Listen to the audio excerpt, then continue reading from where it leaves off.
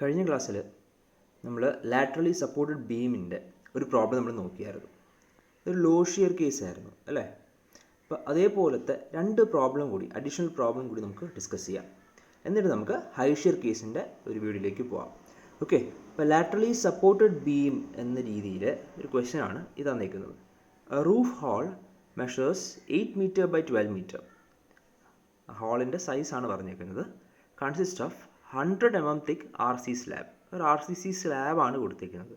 Supported on steel I section beams spaced at 3 metre apart. Figure തന്നിട്ടുണ്ട്. The finishing load may be assumed as 1.5 kN per meter square and live load as 1.5 kN per meter square. Design the steel beam. ഇപ്പോൾ ഒരു RCC slab തന്നിട്ടുണ്ട്. ആ സ്ലാബിന് താഴെയായിട്ട് supporting beams കൊടുത്തിട്ടുണ്ട്. ഈ supporting beams കൊടുത്തേക്കുന്നത് 3 metre സ്പേസിങ്ങിലാണ് കൊടുത്തേക്കുന്നതെന്ന് പറഞ്ഞിട്ടുണ്ട്. അപ്പോൾ ഒരു സ്റ്റീൽ ബീം, ഏതെങ്കിലും ഒരു സ്റ്റീൽ ബീം നമുക്ക് ഡിസൈൻ ചെയ്താൽ മതി. ഓക്കെ, അപ്പോൾ അതിനകത്ത് സപ്പോർട്ടിൻ്റെ വാല്യൂ എത്രയാണ്? 0.3 മീറ്ററാണ് സപ്പോർട്ടിൻ്റെ എത്ര വിഡ്ത്ത് എന്നുള്ളത് ഓൾറെഡി ആ ഫിഗറിൽ കാണിച്ചിട്ടുണ്ട്. നമ്മൾ സാധാരണ UDL ആയിട്ട് ലോഡ് കൊടുക്കുമ്പോൾ നമുക്ക് കിലോമീറ്റർ പെർ മീറ്ററിലായിരിക്കും അല്ലേ. തന്നിരിക്കുന്ന ലോഡ് എങ്ങനെയാണ്? കിലോമീറ്റർ പെർ മീറ്റർ സ്ക്വയറിലാണ്. അപ്പോൾ അതിനെ എത്രയാണ് നമ്മൾ എടുക്കുന്ന വിഡ്ത്ത്, അതിന് കറസ്പോണ്ടിങ് ആയിട്ട് ഒന്ന് മൾട്ടിപ്ലൈ ചെയ്ത് കഴിഞ്ഞാൽ നമുക്ക് കിലോമീറ്റർ പെർ മീറ്ററിൽ UDL ലോഡായിട്ട് കിട്ടും. അപ്പോൾ ടോട്ടൽ ലോഡ് അങ്ങനെ കണ്ടുപിടിച്ചതിന് ശേഷം മാത്രമേ നമുക്ക് ബെൻഡിങ് മൊമെൻറ്റും ഷിയർ ഫോഴ്സും നമുക്ക് സബ്സ്റ്റിറ്റ്യൂട്ട് ചെയ്യാൻ പറ്റുള്ളൂ. അപ്പോൾ അതെങ്ങനെയാണ് ചെയ്യുന്നത് നോക്കാം. ഓക്കെ, അപ്പോൾ ആദ്യം ലോഡ് കാൽക്കുലേഷനാണ്. എന്തൊക്കെയാണ് ലോഡ് ഉള്ളത്? ഡെഡ് ലോഡ് ഉണ്ട്, ലൈവ് ലോഡ് ഉണ്ട്, അതേപോലെ ക്വസ്റ്റിനകത്ത് ഫ്ലോർ ഫിനിഷും കൂടി ആഡ് ചെയ്യാൻ പറഞ്ഞിട്ടുണ്ട്. അതിൻ്റെ വാല്യൂ തന്നിട്ടുണ്ട്. അത് നോക്കാം. സാധാരണ നമുക്കൊരു സ്ലാബിൻ്റെ വെയിറ്റ് എടുക്കുകയെന്ന് വെച്ചാൽ അതിൻ്റെ സെൽഫ് വെയിറ്റ് ആണല്ലേ, വോളിയൂമിലും ഡെൻസിറ്റി എടുക്കുന്നത്. പക്ഷേ നമ്മൾ പെർ മീറ്റർ ലെങ്ത് ആണ് സാധാരണ സ്ലാബ് നമ്മൾ സാധാരണ RCCയിൽ ഡിസൈൻ ചെയ്യുന്നത്. അതായത് B = 1000 mm അല്ലെങ്കിൽ 1 മീറ്റർ എന്ന രീതിയിൽ നമ്മൾ കൺസിഡർ ചെയ്തിട്ടാണ് എടുക്കുന്നത്. പെർ മീറ്റർ ലെങ്ത്തിന് വേണം നമ്മൾ ഡിസൈൻ ചെയ്യാൻ. ഓക്കെ, അതുകൊണ്ടാണ് കിലോമീറ്റർ പെർ മീറ്റർ എന്ന് കിട്ടുന്നത് അല്ലേ. ഡെൻസിറ്റി ഓഫ് കോൺക്രീറ്റ് നമുക്ക് 25 ആണെന്നറിയാം. വിഡ്ത്ത്, ഓരോന്നിനും വിഡ്ത്ത് 3 മീറ്റർ ആണ് എന്നറിയാം. ഓരോ ബീമും നമുക്ക് രണ്ട് സൈഡിലെയും ഒരു ബീം സെൻറ്ററിൽ ഒരു ബീം എടുക്കുകയാണെന്ന് വിചാരിക്കുക. അപ്പോൾ അതിൻ്റെ രണ്ട് സൈഡിലെയും സ്ലാബിൽ നിന്ന് ഉള്ള ഹാഫ് വിഡ്ത്തിൽ നമുക്ക് ലോഡ് ആ ബീമിലേക്ക് ട്രാൻസ്ഫർ ചെയ്യും. അതായത് മൊത്തം 3 മീറ്റർ തന്നെയാണ് വിഡ്ത്ത് ലോഡ് ട്രാൻസ്ഫർ ചെയ്യുന്നത്. തിക്നെസ് നമുക്ക് 0.1 മീറ്റർ ആണ് അല്ലെങ്കിൽ 100 mm ആണ് എന്നുള്ളതും നമുക്ക് തന്നിട്ടുണ്ട് അല്ലേ. സബ്സ്റ്റിറ്റ്യൂട്ട് ചെയ്യുമ്പോൾ നമുക്ക് 7.5 kN per meter എന്ന് കിട്ടും. 1 എന്ന വാല്യൂ നമ്മൾ സബ്സ്റ്റിറ്റ്യൂട്ട് ചെയ്യേണ്ട ആവശ്യമില്ല. നമുക്ക് പെർ മീറ്റർ ലെങ്ത് എടുത്താൽ മാത്രം മതി. നമ്മൾ എഴുതിയിരിക്കുന്നതേ ഉള്ളൂ, അങ്ങനെ എടുക്കേണ്ട ആവശ്യമില്ല അവിടെ. ഓക്കെ, എഴുതി കഴിഞ്ഞാൽ ചിലപ്പോൾ യൂണിറ്റ് നിങ്ങൾക്ക് ഡൗട്ട് വരും. അതുകൊണ്ട് അവിടെ 1 വെച്ച് മൾട്ടിപ്ലൈ ചെയ്യേണ്ട, പെർ മീറ്റർ ലെങ്ത് ആണ് നമ്മൾ ഡിസൈൻ ചെയ്യുന്നത് എന്ന് ഓർമ്മിച്ചാൽ മതി. ഓക്കെ, ഫ്ലോർ ഫിനിഷ് നമുക്ക് 1.5 kN per meter square തന്നിട്ടുണ്ട്. അപ്പോൾ 1.5 വിഡ്ത്ത് എത്രയാണ്? 3 മീറ്റർ തന്നെയാണ്. 3 മീറ്റർ ഉള്ള ഒരു വിഡ്ത്തിലാണ് നമുക്ക് ലോഡ് ആ ബീമിലേക്ക് ട്രാൻസ്ഫർ ചെയ്യുന്നത്. ഓക്കെ, ഓരോ ബീമിലും അങ്ങനെ തന്നെയായിരിക്കും. ഇനി അങ്ങനെയാണെങ്കിൽ അപ്പോൾ വാല്യൂ എത്ര വന്നു? 4.5 kN per meter എന്ന് വന്നു. അതേപോലെ ബീമിനൊരു സെൽഫ് വെയിറ്റ് ഉണ്ടാവും. നമുക്ക് ബീമിൻ്റെ സെക്ഷൻ ഏതാണെന്ന് അറിയില്ല അല്ലേ. അപ്പോൾ ചില ക്വസ്റ്റ്യനകത്ത് നമുക്ക് സെൽഫ് വെയിറ്റ് ഇൻക്ലൂഡഡ് എന്ന് തന്നിട്ടുണ്ടാവും. സെൽഫ് വെയിറ്റ് ഓഫ് ബീമും ഇൻക്ലൂഡ് ആണെന്ന് തന്നിട്ടുണ്ടാവും. ഈ ക്വസ്റ്റ്യനകത്ത് അങ്ങനെയല്ല, സെൽഫ് വെയിറ്റ് ഇൻക്ലൂഡ് ആണ് എന്ന് പറഞ്ഞിട്ടില്ല. ബീം ഏതാണെന്ന് നമുക്ക് ഇനി ഡിസൈൻ ചെയ്യാൻ പോകുന്നതേ ഉള്ളൂ. സെക്ഷനൊക്കെ നമ്മളാണ് ഡിസൈൻ ചെയ്യാൻ പോകുന്നത്, ZP ഒക്കെ കണ്ടുപിടിച്ചിട്ട്. അപ്പോൾ അതുകൊണ്ട് ബീമിൻ്റെ സെൽഫ് വെയിറ്റ് നമ്മൾ തൽക്കാലം അസ്യൂം ചെയ്യുകയാണ്. ഒരു 0.5 തൊട്ട് 1 kN per meter വരെ അസ്യൂം ചെയ്താൽ ഓക്കെ ആയിരിക്കും. അതിനകത്തേ വരത്തുള്ളൂ. സാധാരണ എല്ലാത്തിൻ്റെയും സെൽഫ് വെയിറ്റ് ഈ റേഞ്ചിനകത്ത് നിൽക്കത്തേ ഉള്ളൂ. അപ്പോൾ നമുക്ക് 0.8 kN per meter എന്ന് റഫ്ലി അസ്യൂം ചെയ്ത് ആ റേഞ്ചിനകത്ത് എടുക്കണേ എന്തായാലും. അപ്പോൾ ടോട്ടൽ ഡെഡ് ലോഡ് എത്ര കിട്ടി? 12.8 kN per meter എന്നൊരു വാല്യൂ നമുക്ക് ആഡ് ചെയ്യുമ്പോൾ നമുക്ക് കിട്ടി.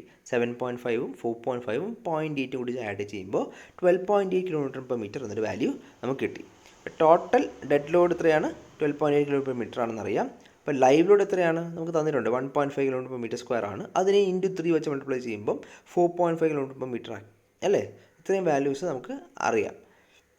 ഇനി അപ്പോൾ ഇതൊന്നും ഫാക്ടറി ലോഡാണോ? അല്ല, ഫാക്ടറി ലോഡാണെന്ന് പറഞ്ഞിട്ടില്ലാത്തത് കൊണ്ട് നമ്മൾ ലോഡിനെ ഫാക്ടറൈസ് ചെയ്യണം. അപ്പോൾ ടോട്ടൽ ലോഡ് എത്രയാണ്? ഡെഡ് ലോഡ് 12.8ഉം ലൈവ് ലോഡ് 4.5ഉം ആഡ് ചെയ്തിട്ട് ഫാക്ടർ ഓഫ് സേഫ്റ്റി 1.5 വെച്ച് മൾട്ടിപ്ലൈ ചെയ്യുക. അപ്പോൾ നമുക്ക് എത്ര കിട്ടി? ഫൈനൽ ഫാക്ടേർഡ് ലോഡ് എന്ന് പറഞ്ഞു കഴിഞ്ഞാൽ 29.95 kN per meter എന്നൊരു വാല്യൂ കിട്ടി. ഒരു കാര്യം ശ്രദ്ധിക്കുക, സാധാരണ ഈ ലാറ്ററലി സപ്പോർട്ട് ബീമിൻ്റെ ക്വസ്റ്റ്യൻസ് എല്ലാം സിമിലർ തന്നെയാണ്, ചെയ്യാൻ വ്യത്യാസമൊന്നുമില്ല. പക്ഷേ ഈ ലോഡ് തന്നേക്കുന്ന കണ്ടീഷൻസ് ആയിരിക്കും എപ്പോഴും ചേഞ്ച് ചെയ്തുകൊണ്ടിരിക്കുന്നത്. അപ്പോൾ ലോഡ് വന്നേക്കുന്നത് സാധാരണ ചിലപ്പം UDയിലായിരിക്കും, ചിലപ്പോൾ പോയിന്റ് ലോഡായിരിക്കും, ചിലപ്പോൾ ഇതേപോലെ സ്ലാബിൻ്റെ ലോഡാണെങ്കിൽ ഉണ്ട് ഇപ്പോൾ മീറ്റർ സ്ക്വയറിലേക്കായിരിക്കും അത് കൺവേർട്ട് ചെയ്യണം. എല്ലാം UDയിലേക്ക് കൺവേർട്ട് ചെയ്തായിരിക്കും ചെയ്യുന്നത്, അല്ലെങ്കിൽ പോയിന്റ് ലോഡിലേക്ക് കൺവേർട്ട് ചെയ്താലും ചെയ്യാം, കുഴപ്പമൊന്നുമില്ല. ഓക്കെ, അപ്പോൾ ഈ കൺവേർഷൻസ് കറക്റ്റായിട്ട് ചെയ്യാൻ അറിഞ്ഞിരിക്കണം. അപ്പോൾ മാക്സിമം ക്വസ്റ്റ്യൻസ് വർക്കൗട്ട് ചെയ്താലേ കൺവേർഷൻസ് നമുക്ക് ചെയ്യാൻ പറ്റുള്ളൂ. ഇനി ഇപ്പോൾ നമുക്ക് UDL ലോഡാണെന്ന് മനസ്സിലായി. ക്വസ്റ്റ്യനകത്ത് ടോട്ടൽ ഫാക്ടർ ലോഡ് എന്ന് തന്നിട്ടുണ്ട് എന്നുണ്ടെങ്കിൽ, total factor load is equal to ഇത്രയാണ് എന്ന് തന്നിട്ടുണ്ടെങ്കിൽ അതിനകത്ത് സെൽഫ് വെയിറ്റ് ഇൻക്ലൂഡ് ആണ് എന്ന് കൺസിഡർ ചെയ്യാം കേട്ടോ. ക്വസ്റ്റ്യനകത്ത് സെൽഫ് വെയിറ്റ് ഇൻക്ലൂഡ് സ്പെഷ്യലി തന്നിട്ടില്ലെങ്കിലും ടോട്ടൽ ഫാക്ടർ ലോഡ് എന്ന് ഒരു ടേം ഉണ്ടെങ്കിൽ, അല്ലെങ്കിൽ total load acting on the structure എന്ന് പറഞ്ഞിട്ടുണ്ടെങ്കിൽ അതിനകത്ത് സെൽഫ് വെയിറ്റ് ഇൻക്ലൂസീവ് ആണ് എന്ന് നമ്മൾ സാധാരണ അസ്യൂം ചെയ്യാറുണ്ട്. ഓക്കെ, അടുത്ത സ്റ്റെപ്പ് നോക്കാം. നമുക്കിവിടെ ബെൻഡിങ് മൊമെൻ്റ് കണ്ടുപിടിക്കാൻ WL വേണം അല്ലേ, എഫക്റ്റീവ് ലെങ്ത് കണ്ടുപിടിക്കണം. എഫക്റ്റീവ് സ്പാൻ എത്രയാണ്, ക്ലിയർ സ്പാൻ പ്ലസ് സപ്പോർട്ടിൻ്റെ വിഡ്ത്താണ് എന്നറിയാം. ക്ലിയർ സ്പാൻ 8 മീറ്റർ ആണ് നമുക്ക് തന്നിട്ടുണ്ട്. നമുക്കിവിടെ ഫിഗർ നോക്കിക്കഴിഞ്ഞാൽ 8 മീറ്റർ ആണ് ഓരോ ബീമിൻ്റെയും സ്പാൻ എന്നറിയാം അല്ലേ. ക്ലിയർ സ്പാൻ നമുക്ക് വിഡ്ത്ത് 0.3 ആണ് രണ്ട് സൈഡിലെയും സപ്പോർട്ടിൻ്റെത്. ക്ലിയർ സ്പാൻ 8 മീറ്റർ ആണെന്ന് താഴെ ആ ഫിഗറിൻ്റെ ഏറ്റവും താഴെ കൊടുത്തിട്ടുണ്ട്. അപ്പോൾ ആ 0.3ൻ്റെ സെൻറ്റർ ടു സെൻറ്റർ ഡിസ്റ്റൻസ് എടുക്കുമ്പോൾ 8 പ്ലസ് 0.3/2 പ്ലസ് 0.3/2 ചെയ്താണ് ഒരു 0.3 മാത്രം ആഡ് ചെയ്തേക്കുന്നത്. അതാണ് 8.3 മീറ്റർ എന്ന് പറഞ്ഞേക്കുന്നത്. ഇനി അപ്പോൾ ഡിസൈൻ ബെൻഡിങ് മൊമെൻ്റ് എത്രയാണ്, WL² / 8 ആണ്. അതായത് 25.95 × 8.3² / 8 എന്ന് വരും. അതായത് 223.46 kN/m എന്നൊരു വാല്യൂ കിട്ടി. അതേപോലെ ഷിയർ ഫോഴ്സ് കണ്ടുപിടിച്ചൂടെ, WL/2 ആണ്. അത് നമ്മൾ ചെയ്യുമ്പോൾ എത്ര വന്നു, 107.69 kN എന്നൊരു വാല്യൂ ഷിയർ ഫോഴ്സിനും വന്നു. ഇനി സ്റ്റെപ്പ് 3 എന്താണ്, സെക്ഷൻ മോഡുലസ് ആണ് അല്ലേ. നമ്മൾ സെക്ഷൻ മോഡുലസ് റിക്വയർഡ് എത്രയാണെന്ന് കണ്ടുപിടിക്കുകയാണ്. M × Γm0/Fi ആണ് ഇക്വേഷൻ. എമ്മിൻ്റെ വാല്യൂ നമുക്ക് 223.46 കിട്ടി. ഇൻറ്റു 10⁶ ചെയ്യണം, യൂണിറ്റ് കൺവേർട്ട് ചെയ്യാനാണ്. ന്യൂട്ടൺ mmലാണ് യൂസ് ചെയ്യുന്നത്. ഇൻറ്റു 1.1 Γm0 ടേബിൾ 5ലെ വാല്യൂ ആണ്, ഫാക്ടർ ഓഫ് സേഫ്റ്റി ആണ് നമുക്കറിയാം. Fe 410 പ്ലേറ്റ് ആണ് തന്നിട്ടില്ലെങ്കിൽ എപ്പോഴും Fe 410 പ്ലേറ്റ് ആണെന്ന് അസ്യൂം ചെയ്യുക. അതിൻ്റെ ഈൽഡ് സ്ട്രെങ്ത് എന്ന് പറയുന്നത് 250 MPa ആണ് എന്നറിയാം. സബ്സ്റ്റിറ്റ്യൂട്ട് ചെയ്യുമ്പോൾ നമുക്ക് 983 × 10⁻³ mm³ എന്നൊരു വാല്യൂ സെക്ഷൻ്റെ റിക്വയർഡ് സെക്ഷൻ മോഡൽസ് എത്രയാണ് എന്നുള്ളത് നമുക്ക് കിട്ടി. ഇനി അങ്ങനെ കിട്ടിക്കഴിഞ്ഞാൽ നമുക്ക് ട്രയൽ സെക്ഷൻ എത്രയാണെന്നുള്ളത് കണ്ടുപിടിക്കുക അല്ലേ. അപ്പോൾ ട്രയൽ സെക്ഷനകത്ത് നമുക്ക് വേണ്ടത് ഇതിനെക്കാട്ടും കൂടിയ ഒരു ഏരിയ ഉള്ള സെക്ഷൻ എടുക്കണം. ഏരിയ അല്ല, സെക്ഷൻ മോഡൽസ് ഉള്ള സെക്ഷൻ നമ്മൾ സെലക്ട് ചെയ്യണം. അനക്സ് എച്ചിലേക്ക് പോവുക. പേജ് നമ്പർ 138 ISMB 400 എന്ന സെക്ഷൻ ഇവിടെ സെലക്ട് ചെയ്യുകയാണ്. ZP 1176.16 × 10⁻³ ആയതുകൊണ്ട് തന്നെ റിക്വയർഡിനെക്കാട്ടും കൂടുതലാണ്.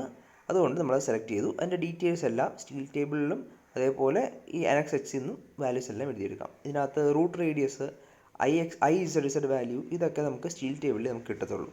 ഇനി ഡെപ്ത് ഓഫ് വെബ് ഇമ്പോർട്ടൻ്റ് ആണ്. അപ്പോൾ വെബിൻ്റെ ഡെപ്ത് എത്രയാണെന്നുള്ളത് നമ്മൾ കണ്ടുപിടിക്കണം. Depth of web is equal to H - 2 × thickness of flange plus R1 എന്നൊരു ഇക്വേഷൻ നമ്മൾ പഠിച്ചതാണ്. അപ്പോൾ ആ ഇക്വേഷൻ നോക്കുമ്പോൾ നമുക്ക് ഡെപ്ത് ഓഫ് വെബ് 340 mm ആണ് എന്ന് നമുക്ക് കിട്ടും. ഓക്കെ, ഇത്രയും കിട്ടിക്കഴിഞ്ഞാൽ നമുക്ക് എന്ത് ചെയ്യാൻ പറ്റും, നമുക്ക് സെക്ഷൻ്റെ ഡീറ്റെയിൽസ് നമുക്ക് സ്റ്റീൽ ടേബിളിൽ കിട്ടുന്ന വാല്യൂസാണ് ഈ കാണിച്ചേക്കുന്നത് കേട്ടോ. അപ്പോൾ ഇത്രയും വാല്യൂസാണ് നമ്മൾ സ്റ്റീൽ ടേബിളിൽ നോക്കി നമുക്ക് സാധാരണ എടുക്കാറുള്ളത്. അതിനകത്ത് നമുക്ക് അറിയാം റൂട്ട് റേഡിയസ് R1ൻ്റെ വാല്യൂ ഒക്കെ കൊടുത്തിട്ടുണ്ട്. R1ൻ്റെ വാല്യൂ നമുക്ക് കൊടുക്കുമ്പോൾ എത്രയാണെന്നുള്ളത് നമുക്കറിയാം. ശരി, നെക്സ്റ്റ് വൺ ചെക്ക് ക്ലാസിഫിക്കേഷൻ ആണ്. ക്ലാസിഫിക്കേഷൻ ചെക്ക് ചെയ്യാനായിട്ട് നമ്മളത് ടേബിൾ 2ലേക്ക് പോകും. ടേബിൾ 2 നമ്മൾ നോക്കിക്കഴിഞ്ഞാൽ അതിനകത്ത് എന്താ വേണ്ടത്, നമുക്ക് റോൾഡ് സ്റ്റീൽ സെക്ഷൻ ആണെങ്കിൽ outstanding element of compression flange, അതായത് B/TF എന്നൊരു വാല്യൂ ഫ്ലാഞ്ചിൻ്റെതും കണ്ടുപിടിക്കണം, അതേപോലെ വെബിൻ്റെതും കണ്ടുപിടിക്കണം. ഫ്ലാഞ്ചിൻ്റെത് റോൾഡ് സ്റ്റീൽ സെക്ഷൻ ആകുമ്പോൾ B/TF ഫസ്റ്റ് റോ ആണ് കേട്ടോ. അതിനകത്ത് B/TF ചെയ്യുമ്പോൾ നമുക്ക് എത്രയാണ്, പ്ലാസ്റ്റിക് സെക്ഷൻ ആണെങ്കിൽ <9.4 എപ്സിലോണും, കോമ്പാക്റ്റ് ആണെങ്കിൽ 10.5 എപ്സിലോണും, അതേപോലെ സെമി കോമ്പാക്റ്റ് ആണെങ്കിൽ 15.7 എപ്സിലോണും തന്നിട്ടുണ്ട് അല്ലേ. ഇതിൽ ഏറ്റവും ഏതിനെക്കാട്ടും ചെറുതാണ് എന്ന് കണ്ടുപിടിച്ചാൽ മതി. അതേപോലെ വെബ് ആണെങ്കിൽ neutral access at mid depth എന്ന സാധനം കൊടുത്തിട്ടുണ്ട്, D/TW. അതിന് 3 കണ്ടീഷൻ ഇവിടെ കൊടുത്തിട്ടുണ്ട്. അപ്പോൾ നമുക്ക് എങ്ങനെയാണ് ചെയ്യുന്നതെന്ന് നോക്കാം. അപ്പോൾ അതിനകത്ത് എപ്സിലോണിൻ്റെ വാല്യൂ നമുക്ക് ആദ്യം അറിയണം. √250/Fi ആണ്. അതിൻ്റെ വാല്യൂ 1 വരും നമുക്കറിയാം, കാരണം Fi 250 ആയതുകൊണ്ട്. ഔട്ട്സ്റ്റാൻഡിങ് ഫ്ലാഞ്ച് കംപ്രഷൻ ഫ്ലാഞ്ചിൻ്റെ ഔട്ട്സ്റ്റാൻഡിങ് ലെഗിൻ്റെ വാല്യൂ എത്രയാണ്, B = ബ്രെഡ്ത്ത് ഓഫ് ഫ്ലാഞ്ച് / 2 ആണെന്നറിയാം. അപ്പോൾ നമുക്ക് 70 എന്നൊരു വാല്യൂ നമുക്കിവിടെ കിട്ടും അല്ലേ. ഇനി അങ്ങനെയാണ് B/TFും D/TW കണ്ടുപിടിച്ചുകൂടി ചെയ്യുമ്പോൾ നമുക്കതൊരു പ്ലാസ്റ്റിക് സെക്ഷനായിട്ട് നമുക്ക് കിട്ടും. ഓക്കെ, അപ്പോൾ അതാണ് നമ്മൾ ഓൾറെഡി കണ്ടുവച്ച് വെച്ചേക്കുന്നത്. ഇനി അടുത്തെന്താണ്, നമ്മൾ ഓൾറെഡി ഒരു സെൽഫ് വെയിറ്റ് നമുക്കൊരു സെക്ഷൻ കിട്ടി, ISMB 400 ആണെന്ന് അറിയാം. അതിനൊരു വെയിറ്റ് ഉണ്ട് അല്ലേ. ആ വെയിറ്റ് നമുക്ക് സ്റ്റീൽ ടേബിളിൽ നിന്ന് കിട്ടും. എത്രയാണ് വന്നേക്കുന്നത്, ISMB 400ന് വെയിറ്റ് പെർ മീറ്റർ 61.6 ആണ് എന്ന് കൊടുത്തിട്ടുണ്ട്. എത്രയാണ്, 61.6 ആണ് വെയിറ്റ് പെർ മീറ്റർ തന്നിട്ടുണ്ട്. അതിനെ കൺവേർട്ട് ചെയ്യുമ്പോൾ ഇൻറ്റു 9.81 ചെയ്യുമ്പോൾ 604.29 ന്യൂട്ടൺ പെർ മീറ്റർ ആയി. ഓക്കെ, ഇൻറ്റു 9.81 ചെയ്യുമ്പോഴാണ് ഇങ്ങനെ കിട്ടിയത്. അതിനെ കിലോമീറ്ററിലേക്ക് കൺവേർട്ട് ചെയ്യുമ്പോൾ 0.604 ആയി. നമ്മൾ എത്രയാണ് അസ്യൂം ചെയ്തത് സെൽഫ് വെയിറ്റ്, ഞാൻ പറഞ്ഞു 0.5 തൊട്ട് 1 കിലോമീറ്റർ പെർ മീറ്റർ വരെ അസ്യൂം ചെയ്യാനാണ് പറഞ്ഞിരിക്കുന്നത് അല്ലേ. നമ്മൾ അസ്യൂം ചെയ്തത് എന്നിട്ട് എത്രയാണ്, 0.8 ആയിട്ട് അസ്യൂം ചെയ്തു. നമുക്ക് ആക്ച്വൽ വാല്യൂ എത്രയേ ഉള്ളൂ, 0.6 ഉള്ളൂ. നമ്മൾ സേഫല്ലേ അസ്യൂം ചെയ്തത്, വലിയ പ്രശ്നമൊന്നുമില്ല, ചേഞ്ച് ചെയ്യേണ്ട ആവശ്യമില്ല. ഇൻ കേസ് കൂടുതലായിട്ട് വന്നാൽ മാത്രം നമുക്ക് അഡീഷണൽ ലോഡും കൂടി നമുക്ക് അതിനകത്ത് ആഡ് ചെയ്യേണ്ടതായിട്ട് വരും. ഇത് ഓൾറെഡി വെയിറ്റ് കൂടുതലായിട്ട് നമ്മൾ അസ്യൂം ചെയ്തേക്കുന്നത് അത് സേഫായിട്ട് വരും. ഇനി അടുത്തെന്താണ്, ചെക്ക് ഫോർ ഷിയർ ആണ് അല്ലേ. അപ്പോൾ ചെക്ക് ഫോർ ഷിയറിനകത്ത് നമുക്ക് ക്ലോസ് നമ്പർ 8.4 നോക്കിക്കഴിഞ്ഞാൽ we should be less than VD എന്ന രീതിയിൽ നമുക്ക് കണ്ടുപിടിക്കണം അല്ലേ. അപ്പോൾ വിൻ്റെ വാല്യൂ 107.69 ആണ് നമ്മൾ കണ്ടുപിടിച്ച് വെച്ചിട്ടുണ്ട്. VD എന്ന് വെച്ചാൽ ഡിസൈൻ സ്ട്രെങ്ത് ആണ്. AV × FI/√3 ഗാമ m0 എന്നുള്ള ഇക്വേഷൻ നമുക്ക് അവിടെ തന്നിട്ടുണ്ട് പേജ് നമ്പർ 59-ൽ. സബ്സ്റ്റിറ്റ്യൂട്ട് ചെയ്യുക. AV എന്ന് വെച്ചാൽ H × TW ആണ്. എന്താണ്, റോൾഡ് സ്റ്റീൽ സെക്ഷൻ ആണെങ്കിൽ H × TW ആണ് ഷിയർ ഏരിയ. വെബിലാണ് ഷിയർ ആക്ട് ചെയ്യുന്നത് ഞാൻ പറഞ്ഞു. അപ്പോൾ ആ ലോഡ് വരുമ്പോൾ 3560 mm² എന്ന് വരും. സബ്സ്റ്റിറ്റ്യൂട്ട് ചെയ്യുക VDക്കകത്ത്. സബ്സ്റ്റിറ്റ്യൂട്ട് ചെയ്യുമ്പോൾ നമുക്ക് 467.13 kN എന്നൊരു വാല്യൂ വരുന്നുണ്ട് അല്ലേ. അപ്പോൾ VD > V എന്ന് കിട്ടിക്കഴിഞ്ഞാൽ നമുക്ക് സേഫ് ഇൻ ഷിയർ ആയി. ഇനി എന്ത് ചെയ്യണം, നമുക്ക് ലോ ഷിയർ കേസാണോ ഹൈ ഷിയർ കേസാണോ എന്ന് കണ്ടുപിടിക്കണം. 0.6 അല്ലെങ്കിൽ 60% ഓഫ് VD എത്രയാണ് എന്നുള്ളത് കണ്ടുപിടിക്കണം അല്ലേ. 60% ഓഫ് VD കണ്ടുപിടിക്കാനായിട്ട് നമുക്ക് എത്രയാണ്, അതൊരു 0.6 × 467.13 ചെയ്യുമ്പോൾ 280 എന്നൊരു വാല്യൂ കിട്ടി അല്ലേ. അതും എന്താണ്, ഗ്രേറ്റർ ദാൻ V ആണ്. V എത്രയാണ്, 107 ഉള്ളൂ.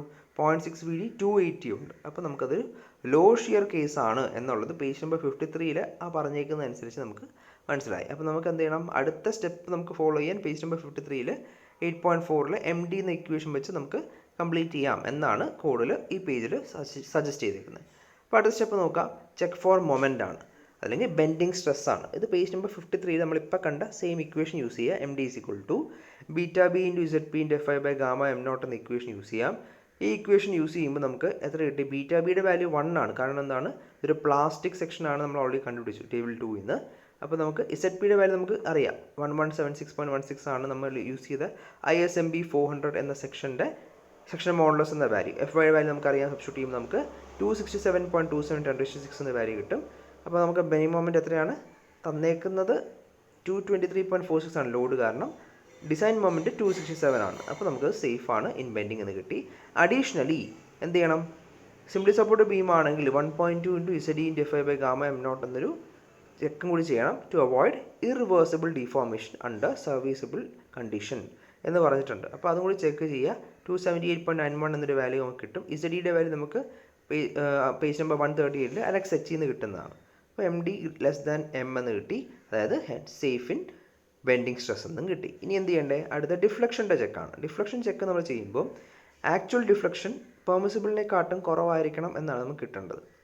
പേജ് നമ്പർ 31-ൽ നമുക്ക് പെർമിസിബിൾ ഡിഫ്ലക്ഷൻ കൊടുത്തിട്ടുണ്ട്. എന്താണ്, സ്പാൻ ബൈ 300 എന്നൊരു വാല്യൂ കൊടുത്തിട്ടുണ്ട് അല്ലേ. എന്താണ്, സിമ്പിൾ സ്പാൻ ആണ്, ലൈവ് ലോഡ് ആണെങ്കിൽ ബ്രിട്ടിൽ ക്ലാഡിങ്ങിന് സ്പാൻ ബൈ 300 എന്നൊരു വാല്യൂ കൊടുത്തിട്ടുണ്ട്.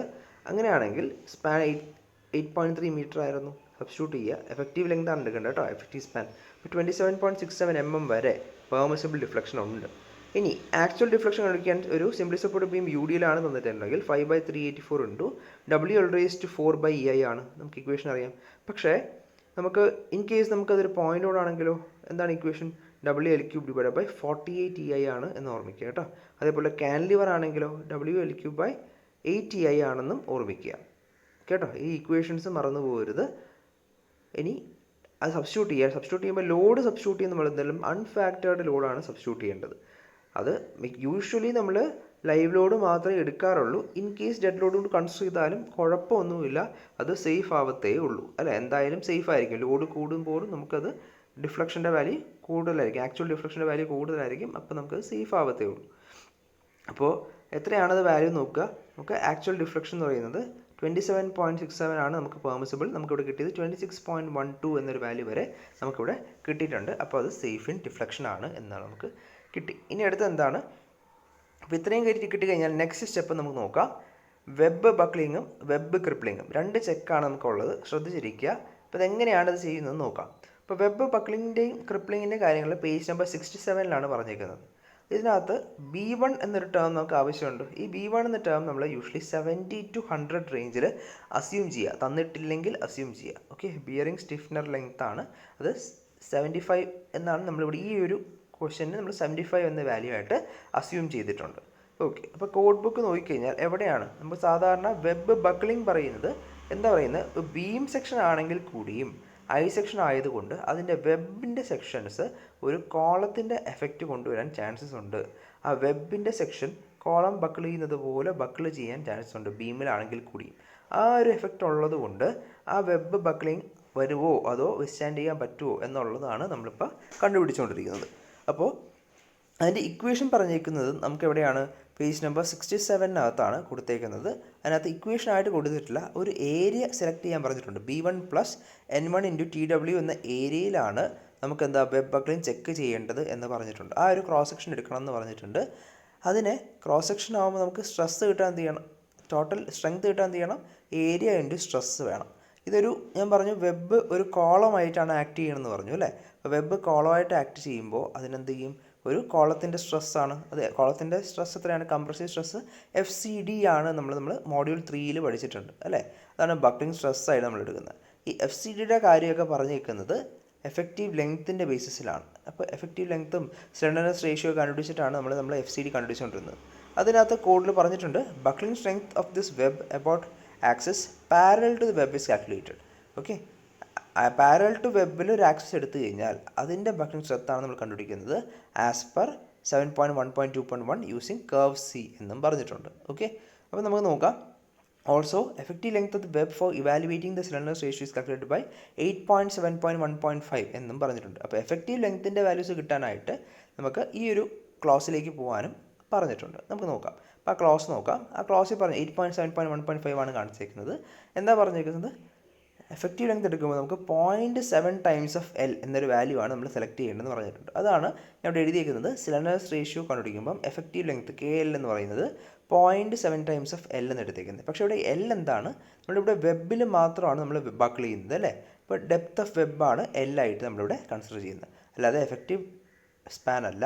0.7 × DW എന്ന വാല്യൂ സെലക്ട് ചെയ്യാൻ ഓർമ്മിക്കുക. കാരണം എന്താണ്, നമുക്കിവിടെ ഡെപ്ത് ഓഫ് വെബ് മാത്രമാണ് ബക്ലിംഗ് വരുന്നത്, മൊത്തം ബീമിലൊന്നും ബക്ലിംഗ് വരുന്നില്ല, വെബിൽ മാത്രമാണ്. അപ്പോൾ വെബിൻ്റെ ഡെപ്ത് DW ആണ്, 0.7 × DW എടുത്തേക്കുന്നത്.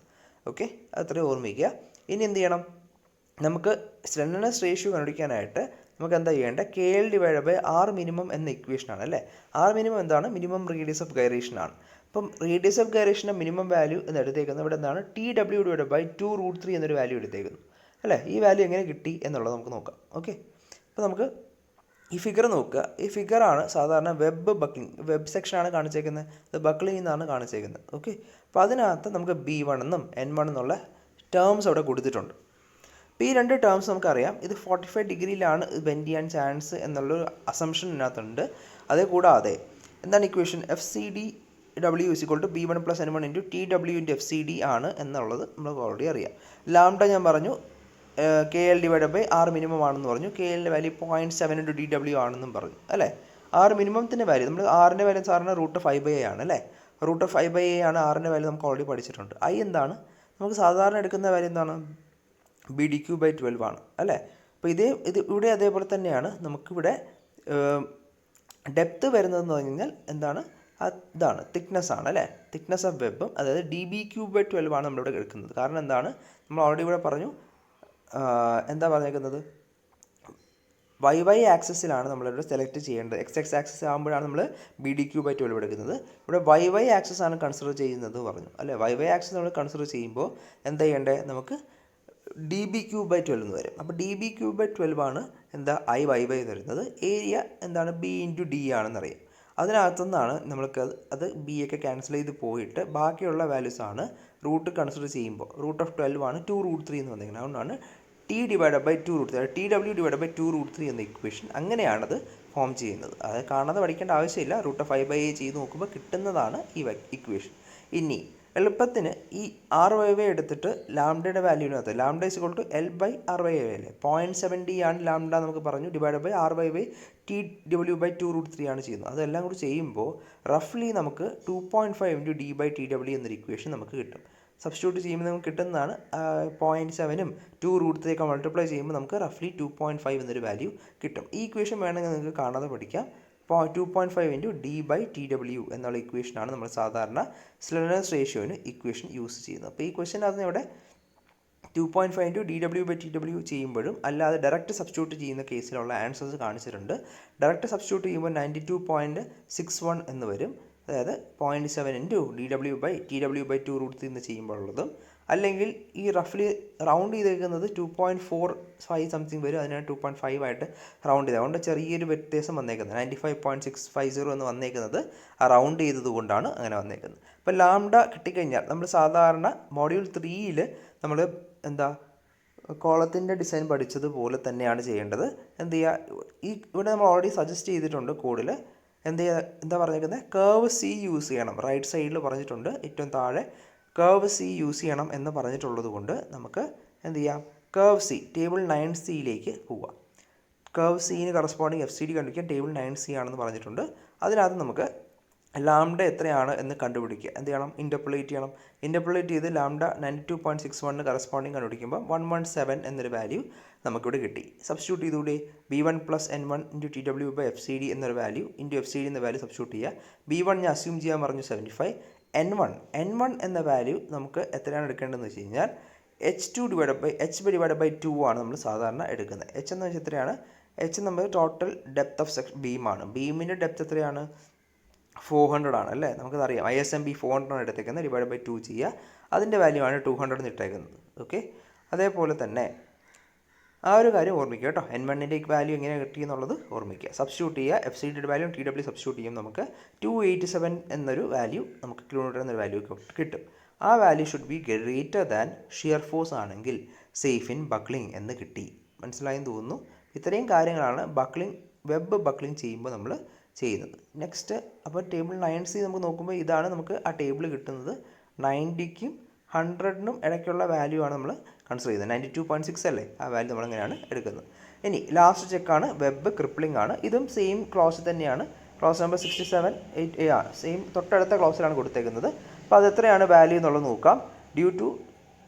എന്തുകൊണ്ടാണ് നമ്മൾ വെബ് ബിയറിംഗ് ചെക്ക് ചെയ്യുന്നത്? Due to lack of bearing capacity at root radius. അപ്പോൾ റൂട്ട് റേഡിയസിലുണ്ടാകുന്ന ബിയറിംഗ് കപ്പാസിറ്റിയുടെ കുറവ് കാരണമാണ് വെബ് ക്രിപ്ലിംഗ് വരുന്നത് എന്ന് നമ്മൾക്ക് കോഡിൽ പറഞ്ഞിട്ടുണ്ട്. അപ്പോൾ അങ്ങനെയാണെങ്കിൽ അതിൻ്റെ ഇക്വേഷൻ കോഡിൽ കറക്റ്റായിട്ട് കൊടുത്തിട്ടുണ്ട്. ഇതിനെ ഇക്വേഷൻ കൊടുത്തിട്ടുണ്ട്. B1ഉം N2ഉം TWയും FYയും ഗാമ M0 ആണ്. അത് എന്തൊക്കെയാണെന്നും കോഡിൽ പറഞ്ഞിട്ടുണ്ട്.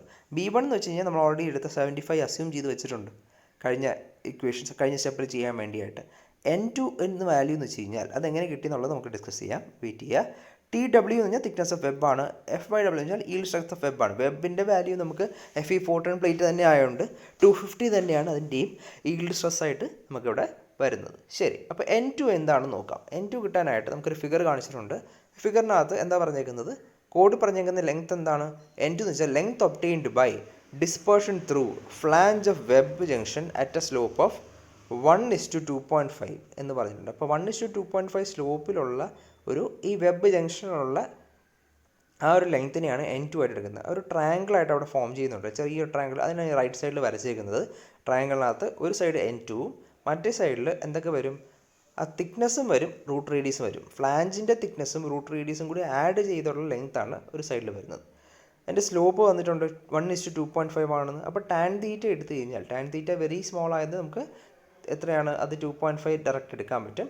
2.5 ആണ് സ്ലോപ്പ് എന്ന് ഓർക്കുക. അതിന് കറസ്പോണ്ടിങ് ആയിട്ട് നമ്മൾ വർക്കൗട്ട് ചെയ്താൽ N2 = 2.5 ഇൻറ്റു TF + R1 എന്നൊരു ഇക്വേഷൻ നമുക്ക് കിട്ടും. അതിനകത്ത് TF നമുക്കറിയാം, R1 നമുക്കറിയാം. സബ്സ്റ്റിറ്റ്യൂട്ട് ചെയ്യുമ്പോൾ N2ൻ്റെ വാല്യൂ 75 എന്ന് കിട്ടി. എല്ലാം കൂടി FW സബ്സ്റ്റിറ്റ്യൂട്ട് ചെയ്യുമ്പോൾ നമുക്ക് 303 kN എന്ന വാല്യൂ കിട്ടും. അതും ഗ്രേറ്റർ ദാൻ V ആയതുകൊണ്ട് സേഫ് ഇൻ ക്രിപ്ലിംഗ് ആയി. അപ്പോൾ ഇത്രയും സ്റ്റെപ്സാണ് സാധാരണ എന്ത് ചെയ്യുക, ഒരു ലാറ്ററലി സപ്പോർട്ടഡ് ബീമിൻ്റെ കേസിൽ ലോ ഷിയർ കേസാണെങ്കിൽ നമുക്ക് വരുന്നത്. അപ്പോൾ ഇതേപോലെ അഡീഷണൽ പ്രോബ്ലംസ് വർക്കൗട്ട് ചെയ്ത് കഴിഞ്ഞാൽ നമുക്ക് ആ ഓരോരോ പ്രോബ്ലംസിലുള്ള വ്യത്യാസങ്ങൾ നമുക്ക് മനസ്സിലാവും. ലോഡ് കേസിൻ്റെ വ്യത്യാസം മാത്രമേ ഉള്ളൂ ഡ്രാസ്റ്റിക് ആയിട്ട് ചേഞ്ച് ചെയ്തിട്ട് പറയാം. ഓക്കെ, അപ്പോൾ അടുത്ത ക്ലാസ്സിൽ നമുക്ക് ഒരു അഡീഷണൽ പ്രോബ്ലമോ അല്ലെങ്കിൽ ഹൈ ഷിയർ കേസിൻ്റെ ഒരു പ്രോബ്ലമോ നമുക്ക് ഡിസ്കസ് ചെയ്യാം. ഓക്കെ.